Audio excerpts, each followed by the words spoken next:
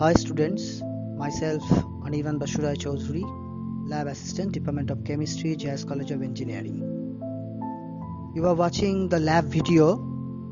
The paper name is Chemistry 1 Lab. This is for BTech first year students, and the paper code is CH191 and CH291. Okay students, now I am going to discuss and show you the experiment, that is the determination of chloride and chloride content in water sample. Now what is the aim of that experiment? The aim is to determine the chloride ion of a given water sample by argentometric method. Now argentometric method, why this term is called argentometric? Because in this experiment the main reagent which we are taking is silver nitrate. Okay, now the Latin name of silver, you remember the Latin name of silver is argenta, so it is called the argentometric titration. Okay, now the theory of the experiment: whenever we take the main reagent, that is silver nitrate solution in the burette, and we have to take the sample which containing some chloride, and the indicator which is used in this experiment, that is potassium chromate.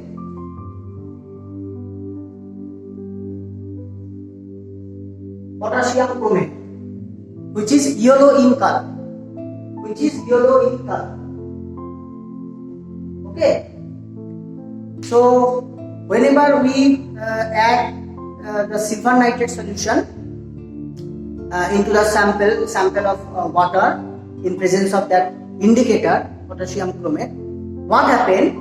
First of all, the silver ion is bind up with chloride ion and precipitated out as silver chloride. So what happened? Ag plus Cl minus, and from AgCl precipitation. Okay, that is white color, white in color. White color precipitation is precipitated out first. Now in that, when the titration process is going on, when all the chloride ion is precipitated out as silver chloride, that means if there is no chloride ion in the sample of water, then the excess drop which is coming from the burette, that silver nitrate, that excess drop of silver is bind up with chromate, that chromate CrO 4 minus ion, and form silver chromate. Okay, plus CrO 4 minus is form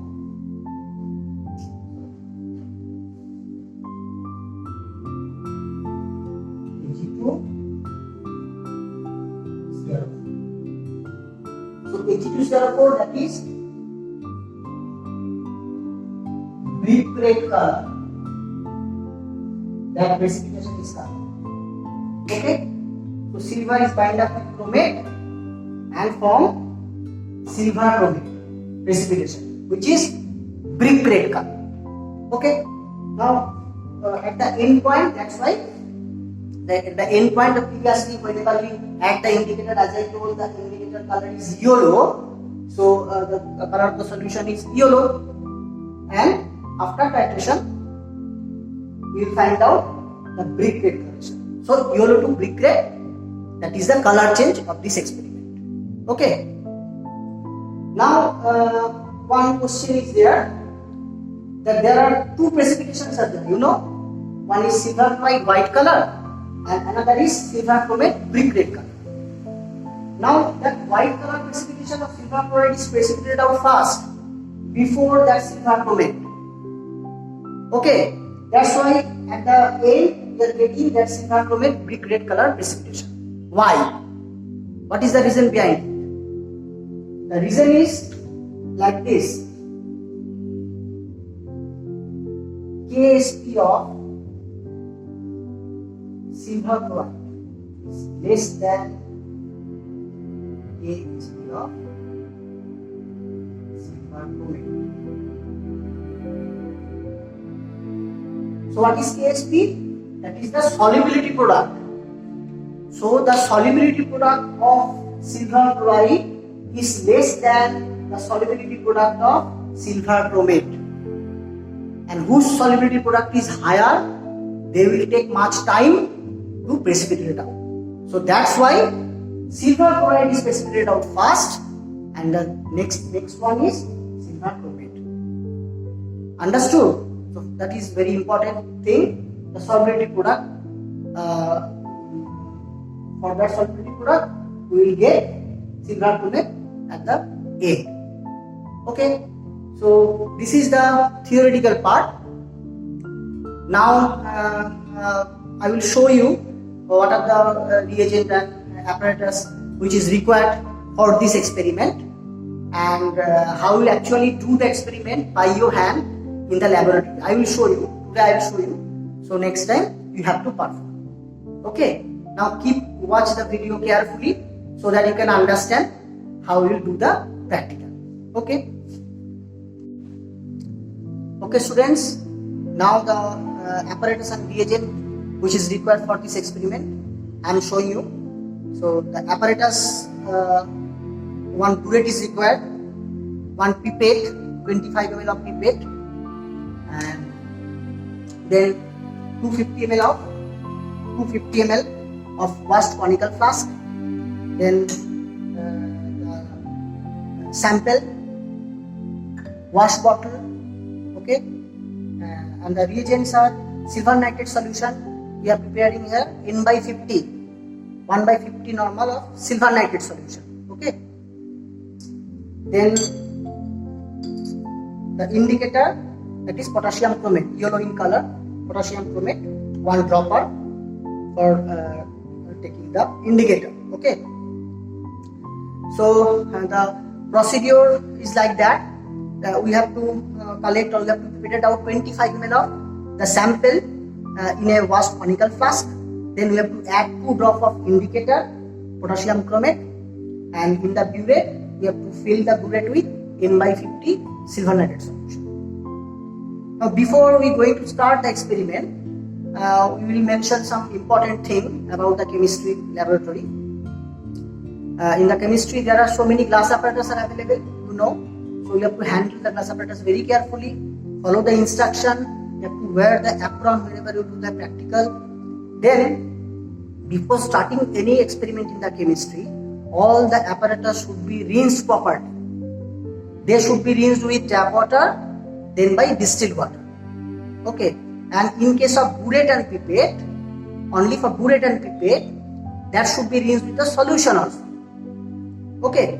So burettes and pipettes are rinsed with tap water, distilled water, then by the particular solution which you have to take in the burette or pipette it out by the pipette. Other apparatus should be rinsed with only water, that is tap water and distilled water. Understood? So if you do not do the rinsing properly, then maybe some errors are coming. So erroneous result will be there. So be careful about that. Now the first step, we are taking the silver nitrate solution inside the burette. Okay, so whatever desired quantity or volume you have to take, just follow the instruction and very gently you have to fill up the burette with silver nitrate solution. And whenever you fill the burette, always careful that stopcock should be in closed position. Okay. Now whatever desired volume is there, you just take little bit more of that. Okay, very gently. And for this experiment, very little is required because the chloride present is in the sample is not much more. So that's why. And then you have to make up the volume. And while you are make up the volume, that time your eye level should be parallel. So avoid the parallax error like this. Okay, and always check there should not be any air gap. Okay, then you have to clamp the burette. So silver nitrate is taken in the burette. Then we have to start pipetting. So 25 ml of sample should be pipetted out in the washed conical flask. Now I am showing you the pipetting.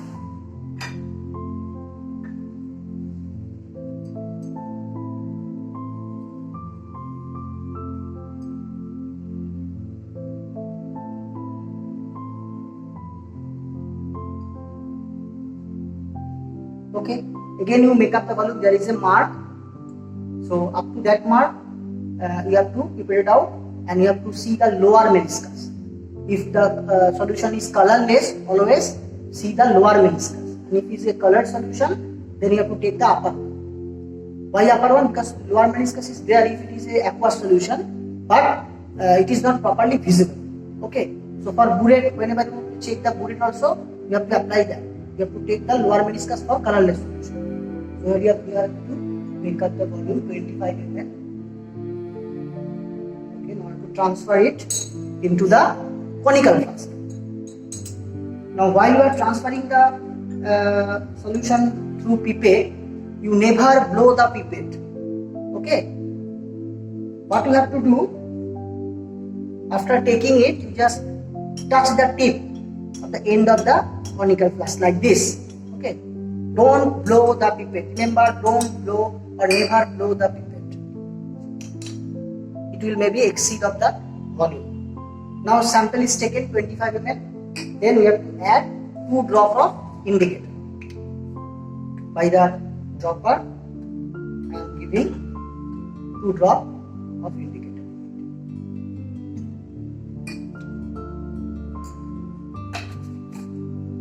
Now see the color. Okay, that is yellow in color. Now we have to start the titration. While you are starting the titration, you have to keep a white page under the conical flask, and whenever you start, that time you have to see the burette for your initial reading, and see the initial reading and note down in a rough note. Now we are going to start the experiment, that is the titration method. Now in this particular asymptomatic titration, you will see whenever we add the drop, at the very beginning we will see the local point. That means, as I told, the chloroidine is present in very less amount. That's why it is indicate when local point is coming. It is indicate that end point is very near. So be careful. You have to add drop by drop, not so many drop in one time.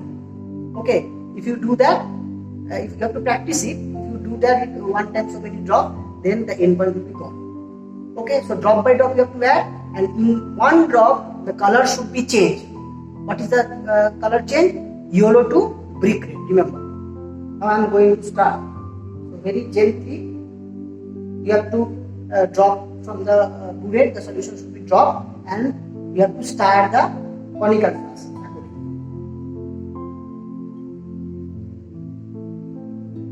Okay, I am starting, and you see the local point is coming from the very beginning. Then very less amount is required. Okay. Now see, in one drop, color is changed. It is very short experiment. Look, brick red color is coming. Understood? Okay. Now what you have to do? You just check that final reading. That is your final reading. So initially you have written one initial reading, then the final reading is coming. So final minus initial, you will get your consumed volume. Okay. So you have to repeat that experiment twice. Okay. That means 3 observations you have to take, and you have to write down in your copy. So this is the practical part. Okay. Now I am going to discuss about the result calculation point. Okay. Keep watching.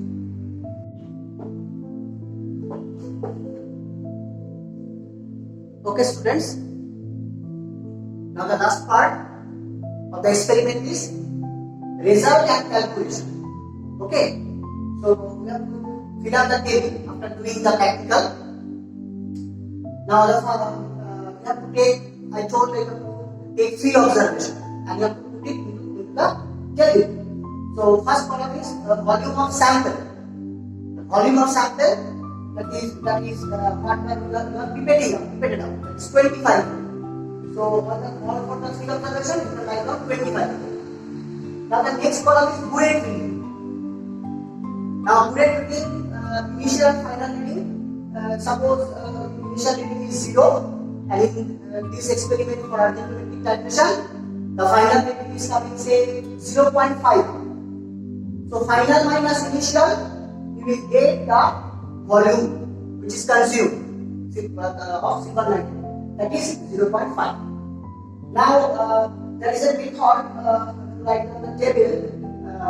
What is your first time final reading? That should be your second time initial.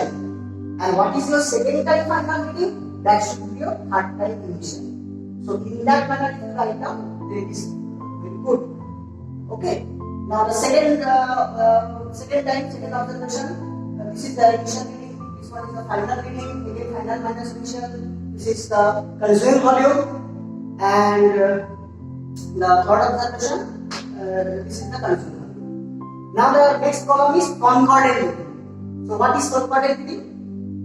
Concordant reading means two consecutive reading, which is same. That is the concordant reading. Okay. Now if we do the practical properly, starting from the using of the apparatus properly and then repeating properly, then every time whatever observation we are taking, that should be same. But it is not possible because not most of the time, because all of the human being may be some errors. So for this minimum twice you have to take the same reading. Then it is considered a good titration. Okay, that two consecutive reading which is coming, that is the concordant reading. So here 0.5 is coming twice, that's why 0.5 is the concordant reading. Okay. Now taking that concordant reading, we have to calculate further. Now the last column is coming after calculation. It is written there, but I am showing you how you get that amount of chloride. Okay. The calculation part. This is very easy. We have to determine how much chloride is present in the sample that we have to calculate. So first of all, we have to determine the strength of water sample due to presence of chloride, or you have to determine the strength of chloride. Using the normality equation, V1 is what V2 is.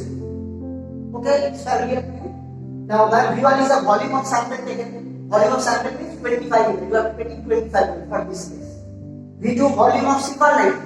The volume of silver nitrate is the Burette reading. That whatever concordant reading is there, you have to write down instead of V2.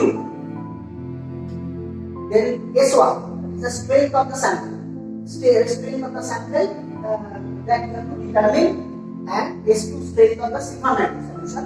And we are taking N by 50 or 1 by 50 normal silver nitrate is taken for this experiment. Okay. Now you have to put that value, and after calculation, S1 is coming 0.0004 normal.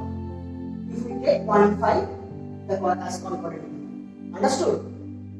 So this is the strength of chloride present in the sample. Now the next part, all of you know, I think equivalent weight of chloride is 35.5. Now if we do the calculation in that simple unitary method, like 1000 ml 1 water sample due to presence of chloride, always you have to mention this thing, because actually we are doing the chloride which is present in the sample. So 1000 ml 1 water sample presence of chloride contains 35.5 gram of chloride. Then normal unitary method 1000 ml S1 normal. So instead of S1, you can write down this value, because already we are determining here. So maybe your whenever you do the practical, your reading will be different. So you have to put that value. That much normal water sample contains how much? 35.5 into that grams of chloride. Now you have to convert that gram to milligram. How? By multiplying 1000. Now the result is coming 14.2 milligram of chloride. It's very simple. Hence, we get the amount of colloidal present in the sample is 14.2 milligram per liter, because we are calculating 1000. So 14.2 milligram per liter or ppm, parts per liter. Now this value we have to put in the last column of your table. Okay, so 14.2, the amount of colloidal present is 14.2 ppm. Okay. Now this is all about the experiment of the arithmetic dilution. Okay, I think all of you understood that. Okay, now I am discussing about some question which will be asked in the Viva. Very simple. 3 or 4 questions are there for this experiment.